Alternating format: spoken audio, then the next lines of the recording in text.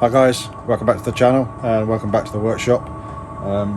It is bitterly cold outside, so I thought we'd do something in the workshop. You have to excuse the heater, it's on in the background. Hope you can hear what I'm saying over that and enjoy what's about to come. I hope I haven't given it away too much. But you've probably seen the title and the thumbnail and figured out what it is. The next bit of video before we get into this will be, hopefully, Ewan's reaction as he walks into the workshop and sees this for the very first time. He hasn't got the first clue that this is happening, that this item is arriving. And there's a bit of a second surprise as well. So yeah, the next clip you'll see will be, hopefully, Ewan walking into the workshop and seeing this for the very first time.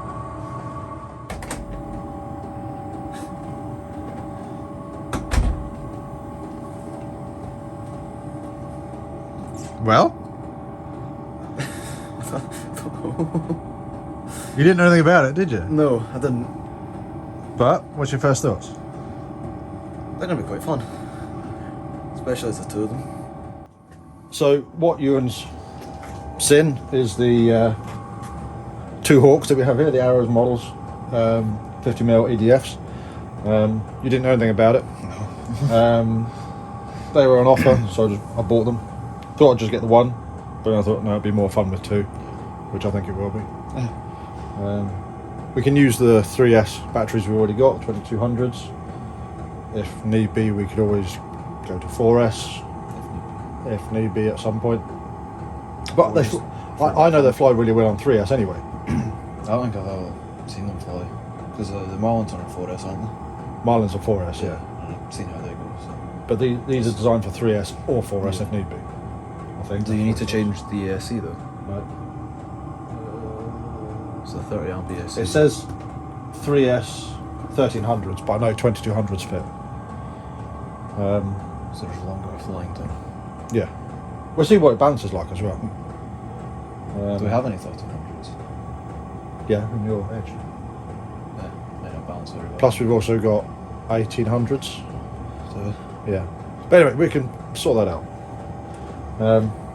We're not going to be the first to do reviews or unboxings or maiden flights or anything like that.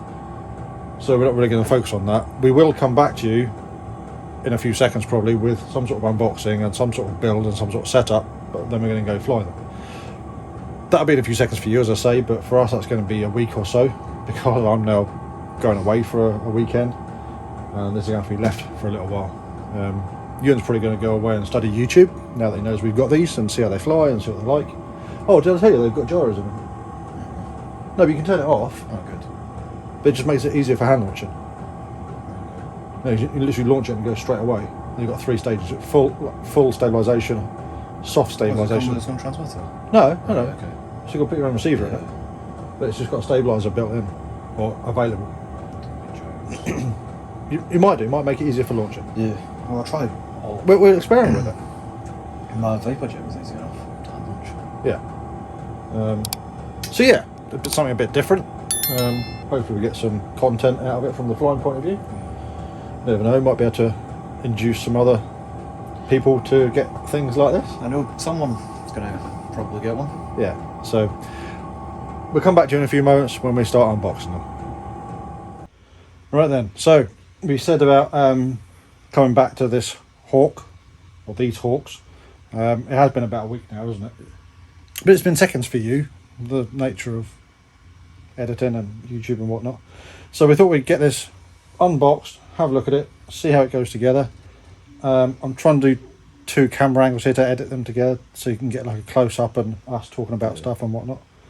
So yeah, we'll get the lid off and see what we find and see what it looks like. So it's all quite compact in there. It's all quite small. So we've got, first things first, we've got, can you read Chinese? I can read that, but... Alright, would it be easier just to turn it over and read it in English? Probably. Princeton. So yeah, we've got instructions there for the vector flight control system, which is the gyro basically.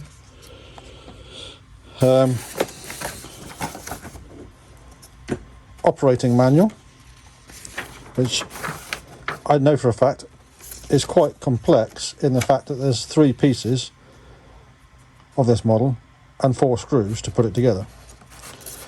So it really can't, it's probably going to take longer to set it up than it is to actually put it together, I think. We could probably get it ready to fly while we're sat in the car driving to the field. Yeah, possibly, but I don't know if we're going to do that. Maybe we should do that for the second one. Right. So yeah, it's basically all the information about rates and things like that, and flying course, takeoff, flying, landing, maintenance. Yeah, so it's got a few bits of information. Then it goes into Chinese again. So yeah, I'm going to leave you to carefully cut some tape. Start where I can see. Cut that side, yeah. With a blunt knife. Take it fully off, or? Yeah, no, don't just take the wing out. Right. That is Diddy. It is. What span is it? I can't remember what span it is.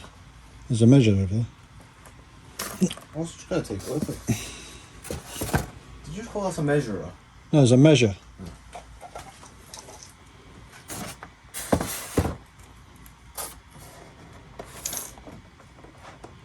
What's that? 60... 7 or 66, 5. 665 mil span. Okay. So the wing is basically complete with 2 servos all connected up. Yeah. Actually looks really nice, doesn't it? Decals fitted and whatnot. So turn it over again. They're not symmetrical, but we don't look at Turn that. it over again, I said. So it's got 4 screws by the looks of it to hold the wing on. Okay. So let's see what else there is.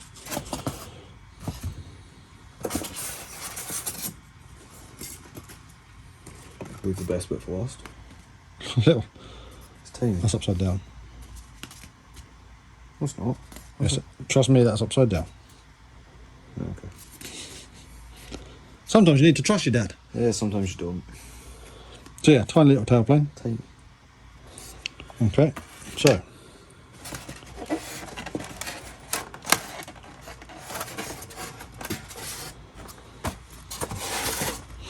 I'm just going to grab this bit out because I know in here my fingers aren't long enough. Ow, ow, ow, ow, ow, ow. Move your finger. Oh, I had it then. Oh, there you go.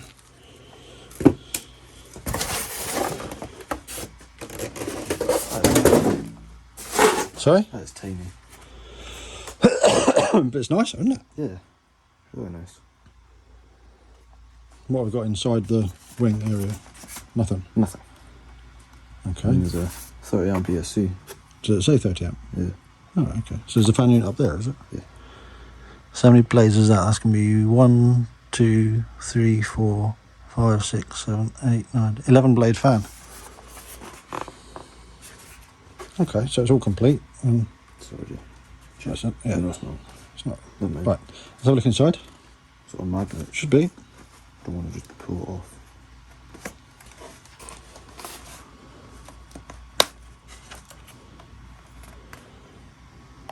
That's all quite good, isn't it?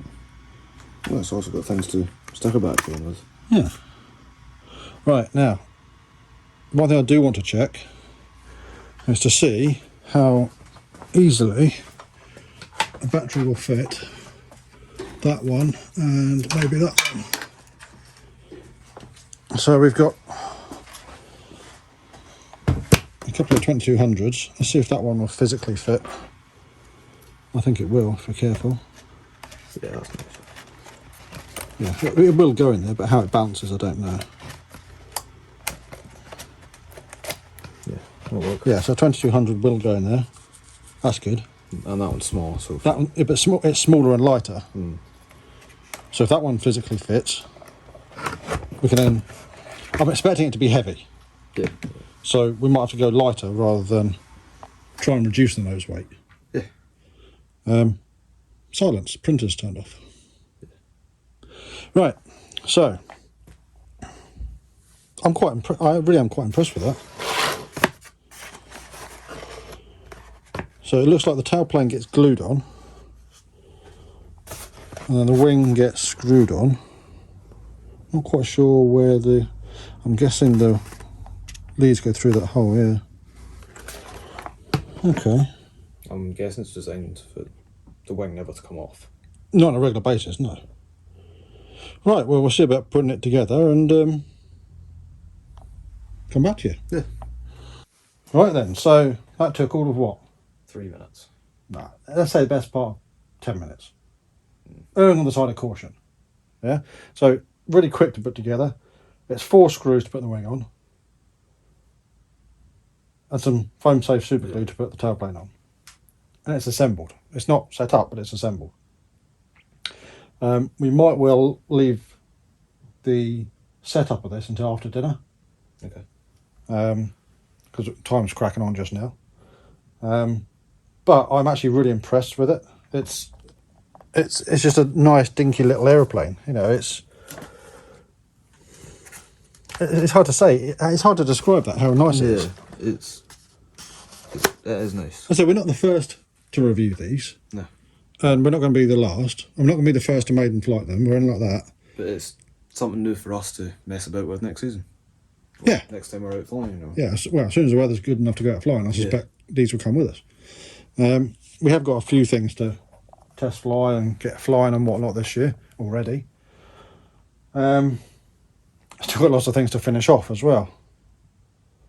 Yeah. But yeah, I think we get some dinner and then finish the setup of this and possibly even get the other one put together after dinner as well. Mm-hmm. So we'll come back to you in a bit. Okay, so it's not after dinner, or whenever I said we were going to do the next bit of film, it's a few days later, and it is just me in the workshop just now. I have got the Hawk, the first Hawk, connected up to a receiver. I've tested a few things and got my head around a few things. All very simple to put together, i.e. you just follow the instructions, plug it into a receiver and it works. The gyro all works as it should do. I've just got to remember which way is which for how we fly it. I might have to reverse some channels or stuff like that. So I get the stabilisation in the right place where we do or don't want it, but that might well come with testing. But the next key thing is to try and get the balance. And I'll show you what I mean. Okay, so we've got the battery bay. Now, I think the recommended battery for this, off the top of my head, is a 1600 milliamp hour. I can't actually remember what it says. But anyway, something like that. We're looking at using these 2200s. These are relatively small, lightweight 2200s. Off the top of my head, I don't know how much they weigh, but if I remember, I'll stick it on the screen. To get balance with this battery, so balance has got to be 65 to 75 mil back from that point, which is about there somewhere. So with this battery in here, to achieve that, it's got to be sitting there, quite a long way back, which is fine. There's enough space, but there's not really much to hold it in. That strap there will catch it and hold it in, but there's nothing really here. So I think what I'm going to have to do is fabricate some sort of plate, more or less like what this is here, but there, with another strap. So I might just carve out a little bit of foam and put a ply plate over the top and glue it in, something thin, to allow us to have the battery further back and be able to be strapped in. So I'll try and figure that out and get it sorted out. So I've made let's call it another battery tray support strap thing. Just made it out of some thin ply. Glued it all together, super glue, and then glued it into the model with Uhu Pour, and it's going to allow the battery to go nowhere. It means I've got 2 straps around the battery where I need the battery to be in the model. I might end up putting some like anti-slip matting in, just to stop the battery moving around once it's clamped in, because it isn't that secure. They do supply some Velcro to stick to the battery, but I don't really like sticking Velcro to batteries, because then it might not fit in another model. But this is what we've got. So hopefully you can see this is the original strap area, and this is what I've put in here. So it's just a thin piece of ply, a couple of supports underneath, another strap, and then the battery sits in here. It's all connected up neatly. The receiver's sitting underneath here. That's a Spectrum 620, I think the number is. So that sits neatly under there. Elevator servos tucked down in there nicely. It all just works. What I'll do is I'll slip the battery in there and try and show it all fully fitted, ready to go. So there we have the battery in place. Strapped. It's not fully tight just now, but that's where it's going to sit to get balance. And everything works as it should. All the stabilisation works and the noisy bit works. I'm not going to throttle up too much because it has got quite a surprising amount of poke just now. And then the final thing to go on is the canopy, and that just sits on there neatly. And that's the model ready to go, all balanced. What I need to do is put our operator number in, and it's ready to go and test fly. Then all I've got to do after that is get the second one done. So I'll repeat everything I've done on that one with that one. I'm not sure if I've got a spare receiver just now. But yeah, the first one's ready to go. Second one would take just as long. It's just another battery tray to make up. And then we can get out and fly them. That'll probably be in another video because we haven't got any good weather for the foreseeable future. So I'll end this video here. If you're liking this sort of content, please give us a thumbs up. It's all greatly appreciated. If you're not already, please consider subscribing to the channel. Any comments or questions that you've got, put them down below. But from myself here in the workshop, I'll see you next time.